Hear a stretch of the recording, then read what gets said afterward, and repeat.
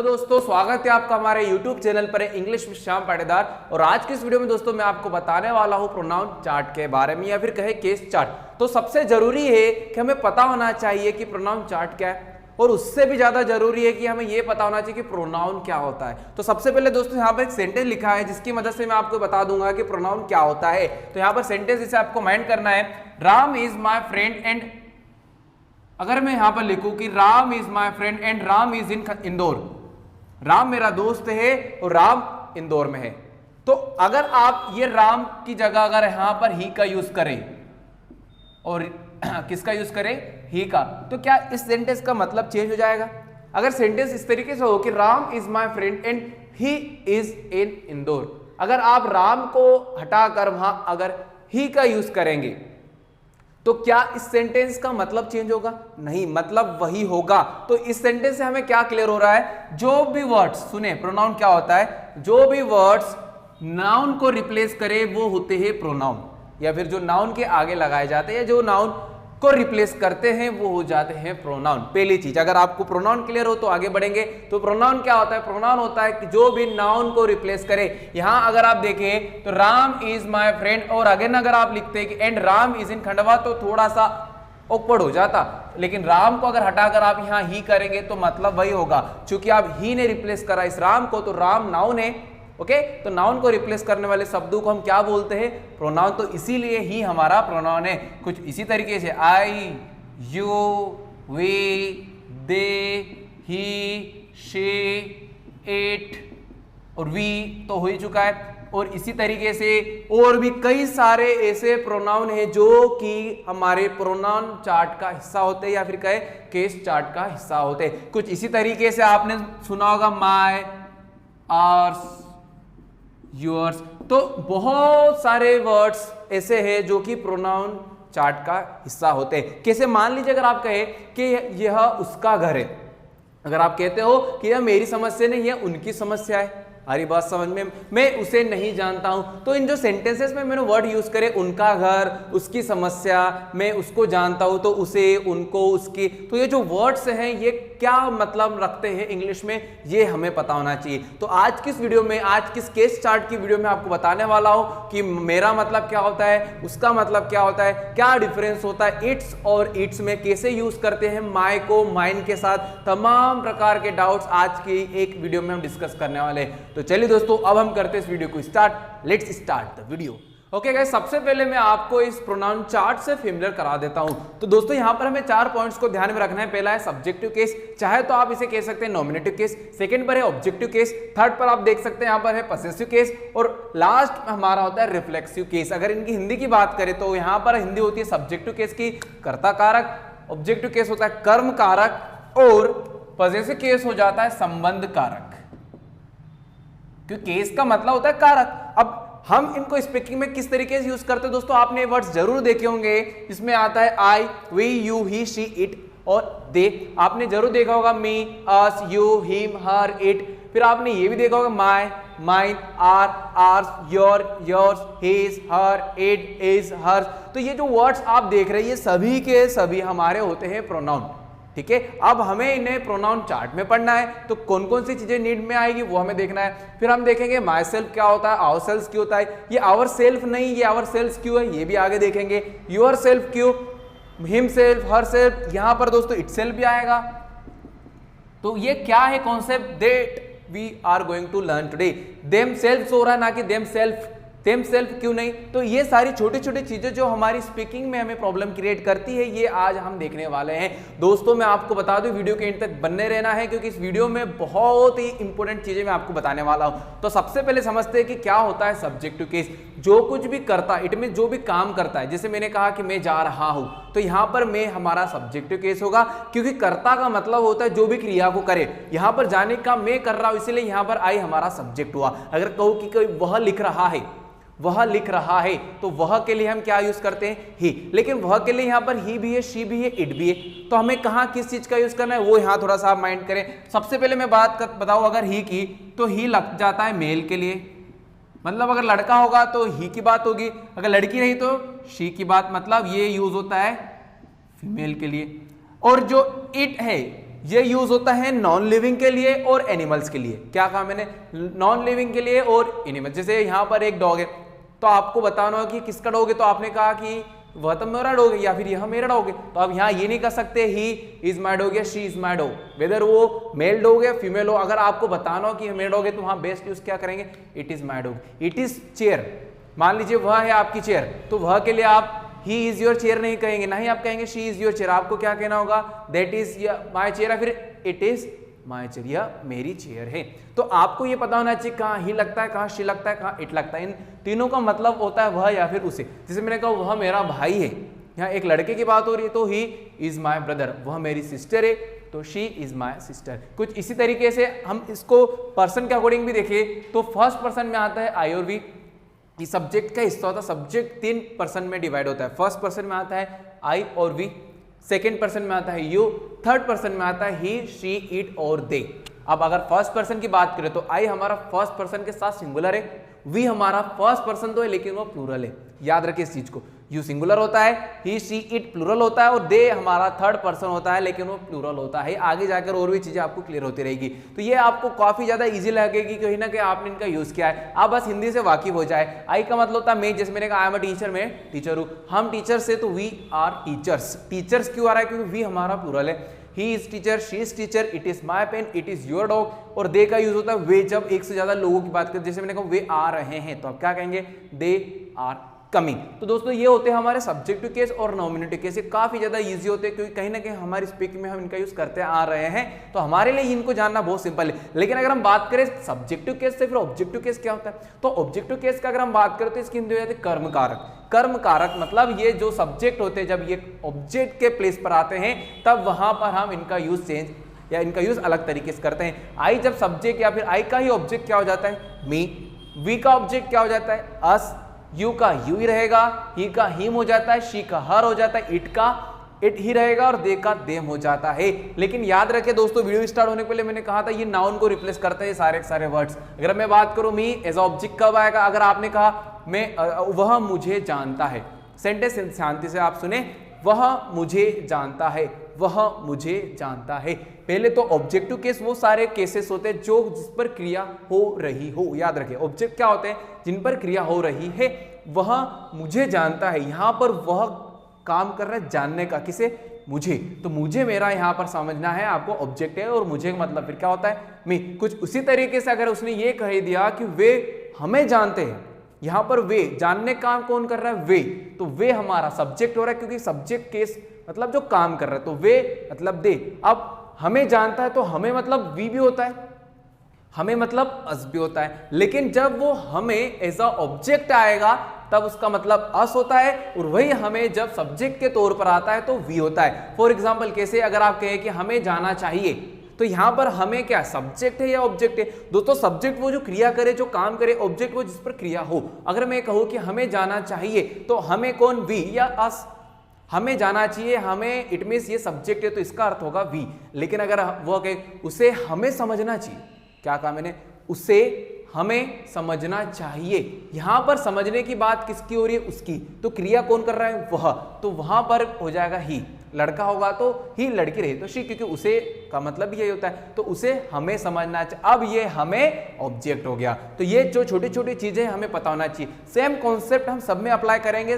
बेशक आपको मैं बता दूं, अगर प्रोनाउन चार्ट है या कहे आप केस चार्ट को अच्छे समझना चाहते हो तो इनकी हिंदी समझ ले। जैसे यहाँ हमें के लिए हम आस लगाते हैं या फिर हमको, आपको के लिए यू लगता है उससे, या फिर उसको के लिए हिम, हर और इट। अगर मैं कहूँ मैं उसको जानता हूं, मैं उसको जानता हूं, तो देखो व्यक्ति की बात होगी तो सीधी सी बात है, या तो हिम या फिर हर। लड़का रहा तो हिम, लड़की रही तो हर। अगर मैंने कहा कि मैं उसको जानता हूं और वो मेल है तो क्या होगा? I know him. मैं मतलब आई, तो मैं उसे जानता हूं, आई नो हिम, या फिर आई नो हर। तो कुछ इस तरीके से सब्जेक्टिव केस बनते हैं और ऑब्जेक्टिव केस बनते हैं। आगे इस वीडियो में बात करेंगे किस तरीके से पॉसेसिव केस का यूज होता है और किस तरीके से रिफ्लेक्सिव केस का यूज होता है। ओके, अब बात करने वाले हैं रिमेनिंग केसेस के बारे में, जिसमें फर्स्ट है पॉसेसिव और सेकंड है रिफ्लेक्सिव। तो पॉसेसिव केस मतलब होता है संबंध कारक। संबंध कारक मतलब क्या होता है? ऐसे वर्ड्स जो एक दूसरे, इट मींस नाउन के बीच में संबंध को शो करे। कैसे? यहां ध्यान से देखिए, तो इसमें दो पार्ट्स हमने डिवाइड करे। फर्स्ट का नाम दिया एडजेक्टिव पॉसेसिव, दूसरा का नाम है प्रोनाउन पॉसेसिव। ध्यान से सुने, दो पार्ट्स में इसको डिवाइड करा है। फर्स्ट है एडजेक्टिव पजेसिव, सेकंड होता है प्रोनाउन पजेसिव। इन दोनों को हम समझे बारीकी से, क्योंकि इन दोनों में काफी ज्यादा आप कंफ्यूज होते होंगे। अगर आपने आपकी लैंग्वेज में कभी न कभी कुछ पढ़ा होगा या कुछ रीड करा होगा तो आपने माय का भी यूज देखा है, आपने माइन का भी यूज करते हुए देखा है लोगों को। आप आर का भी यूज करते हो, आर्स भी होता है, your, yours, his, his, her, hers, its, इसका यूज नहीं होता इसलिए यहां कुछ नहीं होगा। देयर का क्या हो जाता है, देयर्स। इट मींस क्या डिफरेंस होता है, अगर मैं कहूं कि इन दोनों के हिंदी क्या होता है, तो इसका भी हिंदी मेरा, मेरी, मेरे, और माइन का भी हिंदी मेरा, मेरी, मेरे, और का हमारा, हमारी, हमारे, योर, योर्स का एक ही हिंदी होती है, आपका, आपकी, आपके, हिज, हर, इट्स, इन तीनों का और इन तीनों का, इन दोनों का एक ही यूज होता है, और वो हिंदी में उसका, उसके, उसकी। हिज का भी मतलब उसका, उसकी, उसका होता है, और ये हिज का भी होता है। हर का भी उसका, उसके, उसके, हर। मैं हिंदी इसलिए बता रहा हूं क्योंकि प्रोनाउन चार्ट में अगर आप हिंदी समझ लेंगे तो बहुत इजी हो जाएगा आपको इनको समझना। अब देखते हैं इनमें क्या डिफरेंस होता है। तो आपको दो चीजें यहां पे नोटिस करनी है। पहली बात तो ये एडजेक्टिव क्या होता है, प्रोनाउन क्या होता है, शॉर्ट में आपको बता देता हूं। एडजेक्टिव वो सारे वर्ड्स होते हैं जो नाउन की विशेषता बताते हैं। इट मींस अगर कहीं भी आप एडजेक्टिव का यूज करोगे तो वहां नाउन का यूज होना बहुत जरूरी है। इट मींस समझे इस ध्यान को, एडजेक्टिव मतलब वो जो नाउन की विशेषता बताता है। तो जो कोई भी नाउन की विशेषता बताएगा वो वहीं होगा जहां नाउन भी होगी।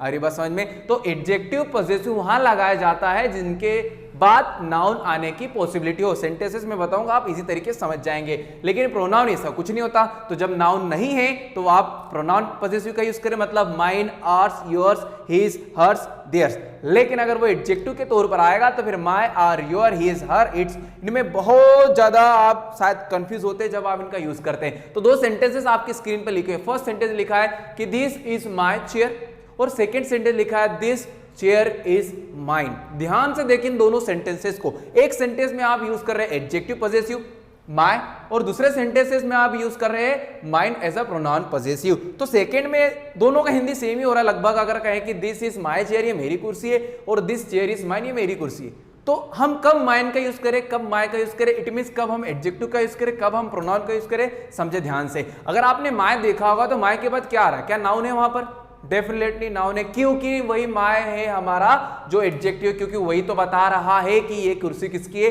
मेरी है। तो सबसे जरूरी ये भी है कि हमें समझ में आना चाहिए वर्ड्स पॉजेसिव केस क्यों है, क्योंकि अगर आप इन सेंटेंस को ध्यान से देखें, दोनों सेंटेंसेस को ध्यान से देखो, तो पहला जो सेंटेंस आपने कहा कि ये मेरी चेयर है, दिस इज माय चेयर, ये चेयर मेरी है, दिस चेयर इज माइन, दोनों में एक कुर्सी मतलब एक नाउन दूसरे नाउन के बीच का संबंध बता रहा है।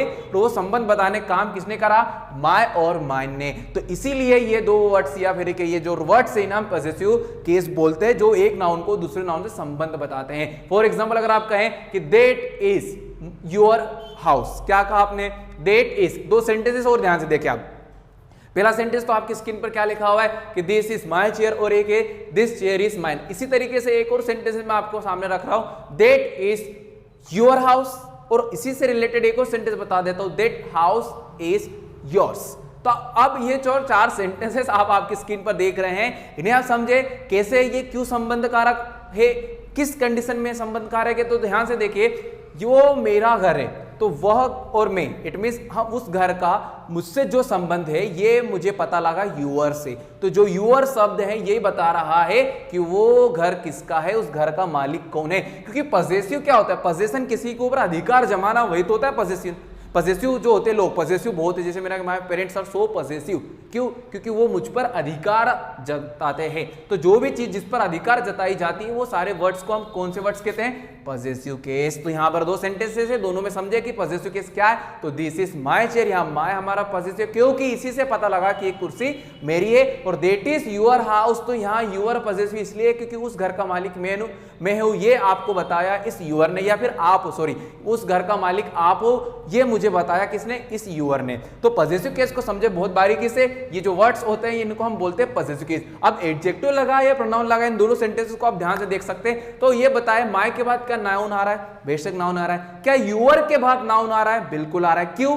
क्योंकि my, our, your, his, her, its और देयर, ये सभी के सभी यूज किए जाते हैं नाउन के पहले। अगर नाउन होगा तब आप इनका यूज करें, जब नाउन नहीं है, जैसे एक और सेंटेंस है आपकी स्क्रीन पे लिखा, दिस चेयर इज माइन, क्योंकि अब एंड में हमने नाउन को यूज नहीं कर रहा, हमें इन्हें आगे लेकर चलेंगे। जो सब्जेक्ट के बाद जस्ट यूज हो रहा है, दिस चेयर इज माइन, तो ये चेयर मेरी है। तो यहां अगर आप माई का यूज करेंगे तो गलत होगा, क्योंकि माई जब लगाया जाएगा जब उसके बाद नाउन हो। यहां नाउन नहीं है लेकिन हमें मेरा मेरी का मतलब देना है, तो फिर माइन का यूज करना होगा। कुछ उसी तरीके दैट इज योर हाउस है, लेकिन दैट हाउस इज योर्स लगता है ना कि योर, क्योंकि उसके बाद भी नाउन की कोई भी गुंजाइश नहीं है, तो वहां आप योर का यूज नहीं कर सकते, या आप ऐसा नहीं कह सकते कि दैट हाउस इज योर, ये गलत होगा। दैट हाउस इज योर्स सही होगा। कुछ इसी तरीके से हर एक कॉन्सेप्ट को आप समझना है, जैसे दिस इज हिज हाउस, अब हिज और इसमें कोई डिफरेंस नहीं, तो आप इसमें ज्यादा कंफ्यूज ना हो। हर और हर्स में इट्स कहां यूज हो जाता है ये भी बहुत जरूरी है। जैसे मान लीजिए आप कहीं भी घूम रहे हो और आपने एक डॉग को देखा और आपने कहा I think the dog is in danger because it has lost it's leg. सुनना ध्यान से, सेंटेंस आपकी स्क्रीन पे लिखा हुआ है, इट हैज। इट क्यों लगा? क्योंकि कुत्ते की बात हो रही है, एनिमल की बात हो रही है, तो वहां उसका जो सब्जेक्ट होगा वो इट होगा। So it has lost it's leg, मतलब उसने उसकी लेग मतलब पैर खो दिया, इट मींस इंजर्ड हो चुका है। तो यहां पर दोस्तों आपने इट्स एज अ पॉजेसिव का यूज करा, क्यों? क्योंकि ये वर्ड्स बता रहा है कि डॉग और उस लेग किसका है, तो उसका अधिकार किसका है, तो उस कुत्ते का। तो इस प्रकार से इट्स का भी यूज कर सकते हैं इन पॉजेसिव केस। देयर का भी यूज होता है। तो ये जो सेम कॉन्सेप्ट है आपको समझना है, माय का जो कॉन्सेप्ट है, माइंड का जो है, ये आपको पता होना चाहिए, बारीक चीज बातें हैं। तो उम्मीद करता हूं दोस्तों ये बहुत ही शॉर्ट में मैंने आपको समझाया है कि क्या होता है पॉजेसिव केस। अगर इसी प्रकार की बेसिक वीडियोस को देखना हो तो आप हमारे डिस्क्रिप्शन में लिंक पर जाए, वहां पर कई सारी ऐसी वीडियोस है जहां हम इनका यूज किस तरीके से करते हैं वो जानेंगे। हमारी मॉडल वर्ब के साथ टेंसेस में इनका यूज कैसे होता है, ये तमाम प्रकार की चीजें हम वहां देख सकते हैं। अगर आप कहते हो कि मेरी गलती है, दिस इज माय मिस्टेक, लेकिन अगर आपने कहा ये गलती मेरी है तो दिस मिस्टेक इज माइन होगा। क्यों? क्योंकि हम माय कब लगाया हमने, जब इसके पीछे हमने मिस्टेक लगाया। जब मिस्टेक हमने दिस के साथ ऐड कर दिया तो फिर तो नाउन की कुछ पॉसिबिलिटी नहीं थी, तो हमने वहां पर माइन के सेंटेंसेस आप देख सकते हैं आपकी स्क्रीन पर। This is our house, this is ours house गलत हो गया होगा, this house is ours. This is your problem, this problem is yours. आ रही बात समझ में? चलिए दोस्तों इसके बाद देखेंगे रिफ्लेक्सिव केस, जो बहुत ही सिंपल है। इन सभी का एक ही मतलब होता है, खुद या फिर स्वयं। Myself, ourself, yourself, himself, herself, itself या देम सेल्फ, सभी का मतलब होता है खुद या फिर स्वयं। जब खुद की बात करेंगे, स्वयं की बात करेंगे, तब आप रिफ्लेक्सिव केस का यूज कर सकते हैं। अब देखना जो सिंगुलर सब्जेक्ट है उनके बाद हम सेल्फ का यूज करते हैं, लेकिन जितने भी प्लूरल है, जैसे आवर, वी का आवर सेल्फ नहीं आवर सेल्फ होता है, जिस प्रकार दे का देम सेल्फ नहीं देम सेल्फ हो रहा है, इट सेल्फ, हिरसेल्फ, ये सभी के सभी सिंगुलर है, तो हम इनके अंत में सेल्फ का यूज कर रहे हैं, और जो प्लूरल है उनके अंत में हम सेल्फ का यूज कर रहे हैं। अब इनको हम प्रैक्टिकली कब यूज करते हैं? अगर मान लीजिए आपने कहा कि मैं इस काम को खुद करूंगा, क्या कहा आपने? मैं इस काम को खुद करूंगा, so I will do this work myself. अब माई सेल्फ क्यों हो रहा है? क्योंकि सब्जेक्ट हमारा था मैं खुद, आई। जब सब्जेक्ट आई था तो उसका रिफ्लेक्सिव माई सेल्फ ही होगा। अगर मैंने कहा कि आपको खुद का काम खुद करना चाहिए, आपको आपका काम खुद करना चाहिए, तो यहां पर आपका काम तो यूर वर्क। आ रही बात समझ में? तो you should do your work yourself. अगर सेल्फ दे दो दोस्तों, यू भी सिंगुलर भी होता है और प्लूरल भी होता है। जब सिंगुलर होगा तो सेल्फ होगा, जब प्लूरल होगा तो सेल्फ हो जाएगा। जैसे आप सभी को अपना काम खुद करना चाहिए, so you all should do your work your self. जब एक से ज्यादा, क्योंकि यू सिंगुलर भी होता है प्लूरल भी होता है, तो जब सिंगुलर होगा तो सेल्फ होगा और प्लूरल होगा सेल्फ होगा।